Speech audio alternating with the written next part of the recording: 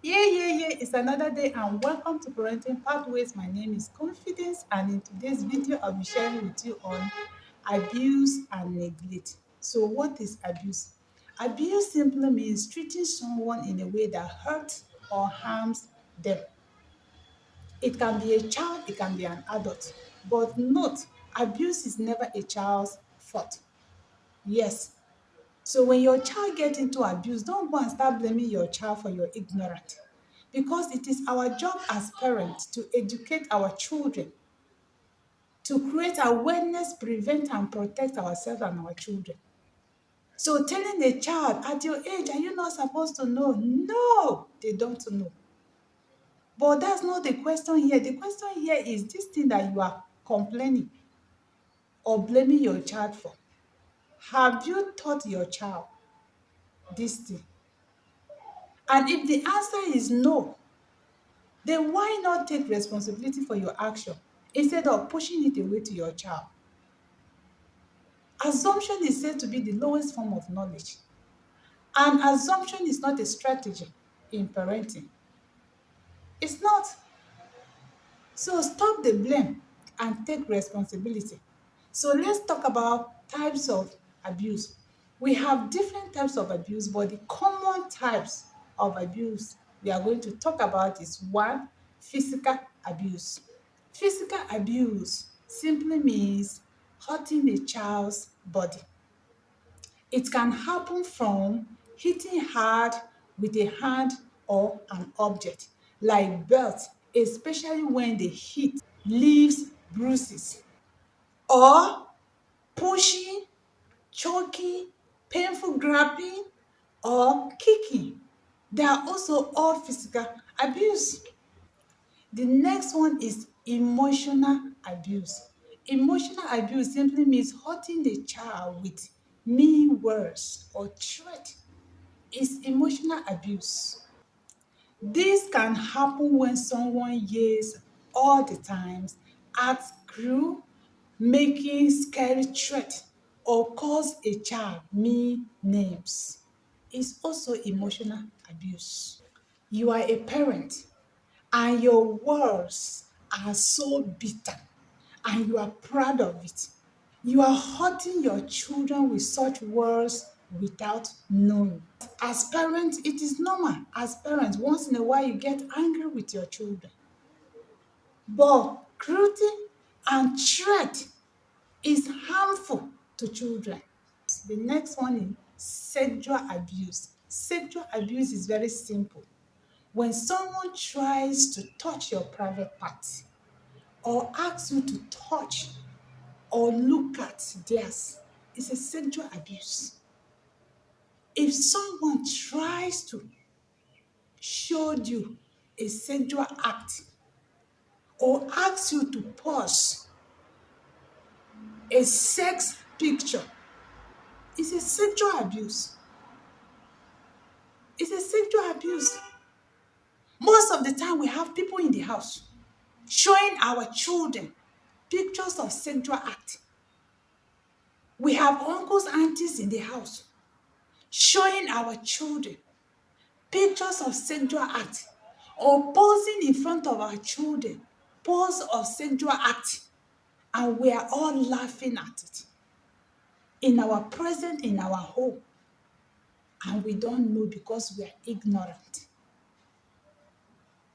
You see, an uncle comes to the house and then is walking about with boxers, dangling that thing. Auntie comes to the house, is wearing vest, breasts are showing, wearing bomb shot, and we are all hailing. It's sexual abuse. Daddy in the house wearing boxer without vest as the man of the house dangling that thing is sexual abuse. You are abusing your children, abusing your wife, abusing everybody that is looking at you. So you are dressing half naked in the presence of people. It's sexual abuse now. It's sexual abuse. All in the name of I'm hot. So there's no other good way to dress. when you are hot apart from being half naked. These are sexual abuse. These are sexual abuse. It is what you see that triggers what you are thinking. So what are you talking about when we are talking about sexual abuse? So most of the time, we parents, we are abusing our children sexually, and we don't know because we are ignorant ourselves. As a parent, you are bathing with your 5 years old child. It's a sexual abuse. You are in the room, they come, you are naked. It's sexual abuse.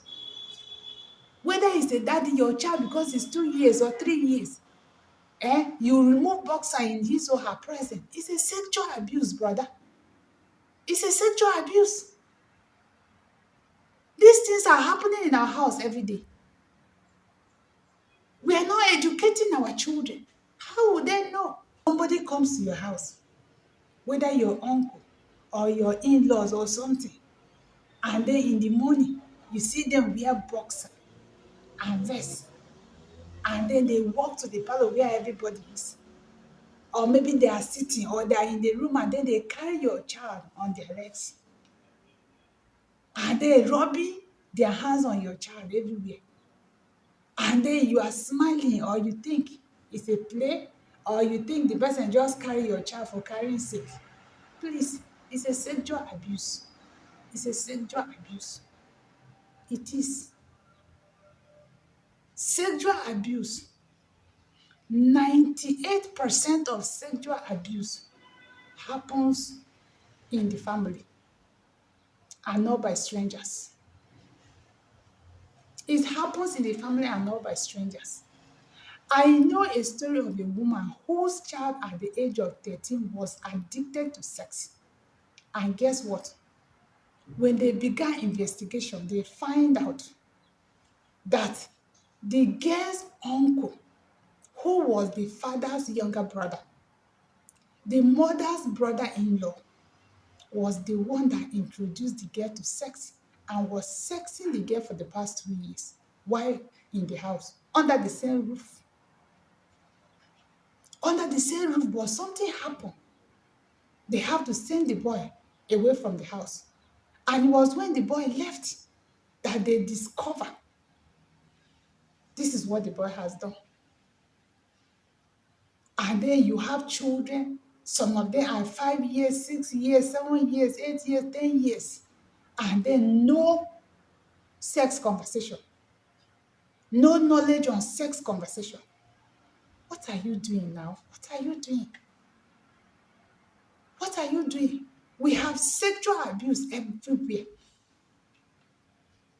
And they do this to your children and they threaten them not to say. And let me say this. If you have a child that has problem with speaking out, there is a problem. Myself, I was raised to be an obedient child. I grew up, I did not know how to say no to people. I did not know how to communicate my feelings. It was a big struggle. And growing up, I was abused sexually, but I couldn't voice out. And this thing affects my life negatively. I lost passion for men until I got delivered with knowledge. So you are a parent, you are sleeping, eating and sleeping, doing guy, being everywhere, yet no knowledge on sex education. Let me clap for you. Well done. But as a parent, note, if your child cannot say no to you, your child cannot tell a stranger no. And that's a big problem. It's a problem for you, for the child. So the next one is neglect. Neglect simply means neglecting a child's need, putting them in an unsupervised and dangerous situation, making them feel worthless and stupid, are also child abuse. These can leave deep, lasting scars on the children. Now, regardless of the type of abuse, the result is serious emotional harm. Now, let's talk about facts about abuse. Number one, physical abuse. Physical abuse is just one type of child abuse.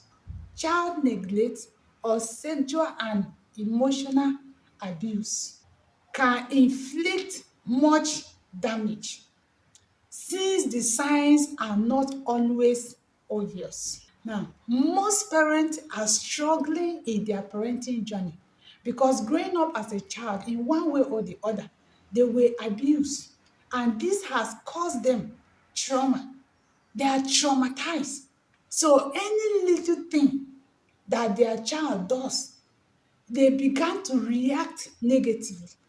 They began to abuse their children verbally, emotionally, and physically without knowing they are abusing their children. That's why parenting is a learned skill. You need to unlearn, learn and relearn because you can't share from an empty cup. The next one is not all abused parents or guardians that intentionally harm their children. No, but many were victims of abuse and they don't know any other way better to parent. While others may be struggling with mental health issue or substance abuse problem. Because some people said it's only bad people that abuse their children, but that's not true. Why some say abuse doesn't happen in good family? It's not a fact, it's a lie. Understand that abuse and neglect doesn't only happen in poor families or bad neighborhood. These behaviors cross all Russia. To have it all from the outside are hiding a different story behind closed door. Why some people say most child abusers are strangers, but it's not. 98% of child abuse is in the family. Yes, it's in the family. Not strangers, it's in the family or other close to the family. That's why as parent, it's important for you to create your family value so that when you begin a sex conversation with your children, you will now be reflecting it or referencing it on your family values. It's important. You have a family, you don't have family values. Where are you taking your family to? Because the reason why everything is happening in your house because there's nothing guiding your home. There is nothing your home is standing on. But note that anything standing must stand on something. So what is your family standing on? By the way, I made a video on how to create family values. If you have not seen the video, go and watch it. And please, before you go, subscribe, subscribe, subscribe, subscribe. Have you subscribed? Subscribe or else I will stop here. I will stop here. Subscribe. I'm giving you 1 second. Subscribe. Thank you for subscribing. Thank you. So create family values and boundaries. Teach your children body safety. Teach your children communication skills. Let them be able to voice out. Let them be able to express themselves when something is not okay or when they are not feeling okay or when somebody tries to abuse them in any way. Let them be able to voice out. Because if your child cannot communicate, it's a problem already. It's a problem. Educate them because the more your children are empowered with body safety education, the more they are aware of what their body is and what it is for. You don't protect a child from the world they are in. You prepare them for the world they are in. Not until something happens you begin to know. Let them be aware. Let them know.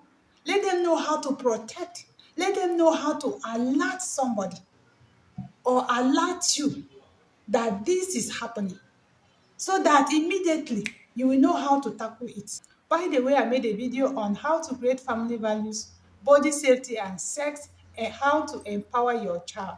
You can go watch the video because you don't prepare your child in war. You prepare your child for war. Don't wait until they get to that age. Start now. Start now. So that when they get there, they will know what to do. People say abused children always grow up to be abusers. Yes, it is true that abused children are more likely to repeat the cycle as adults, unconsciously repeating what they experienced as children.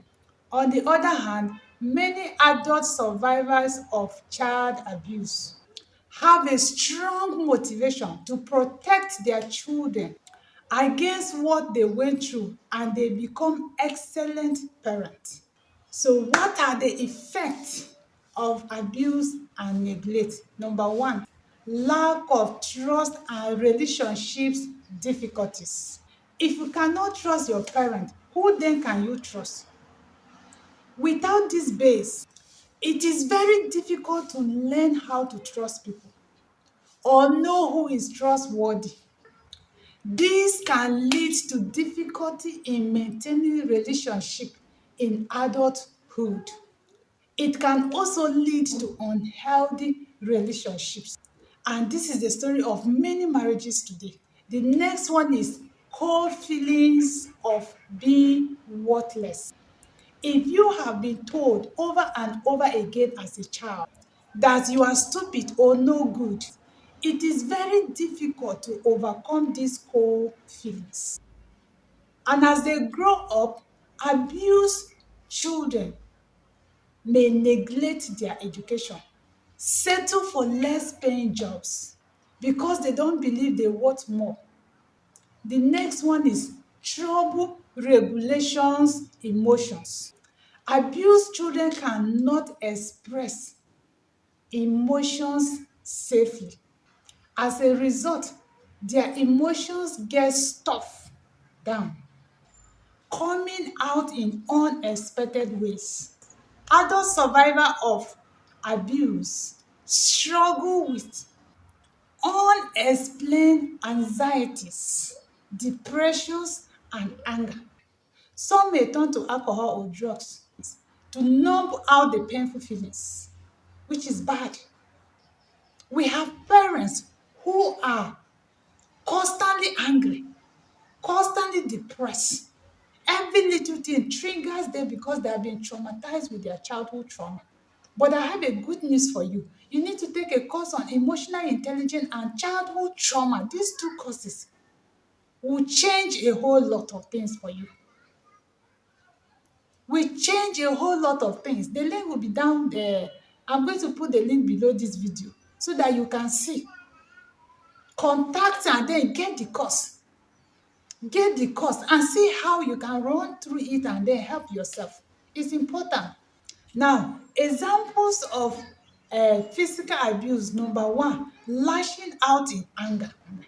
Abusive parents act out of anger and a desire to assert, control, and not the motivation to lovingly teach the child. The angrier the parent, the more intensive the abuse. Now, example for sexual abuse. Sexually abused children are often tormented by shame and guilt. They may feel that they are responsible for the abuse or somehow it upon themselves. And this can lead to low self-esteem and relationships problems as they grow older. Most of us adults today, we can't keep ordinary relationships. We don't have relationship with friends, we don't have relationships with neighbors, we don't have relationship with our children, we don't have relationship with our marriage, we don't have relationships with our husbands or our wives. There is no relationship because growing up, we were abused in one way or the other, and this has caused us trauma. And now is affecting us in adulthood. Then for emotional abuse, abuse comes in many forms, but the common denominator is the emotional effect on children. Emotional abuse can damage a child's mental health and social development. For example, constant belittling, shaming, and humiliating, calling names and making negative comparison to others. Then the next one is child neglect. Example of child neglect. A very common type of child abuse is a pattern of failing to provide for a child's basic need, which includes adequate food, clothing, hygiene, or supervision. Now, 5 warning signs of abuse. 1. Trouble walking or sitting. 2. Make strong effort to avoid specific persons without an obvious reason. Trying to run away from home. Be shy away from touch. Flinch at sudden movement. Or seem afraid to go home. And the last one is not seen to be attached. There are so many signs of abuse, but this 5 mentioned is just few out of the many.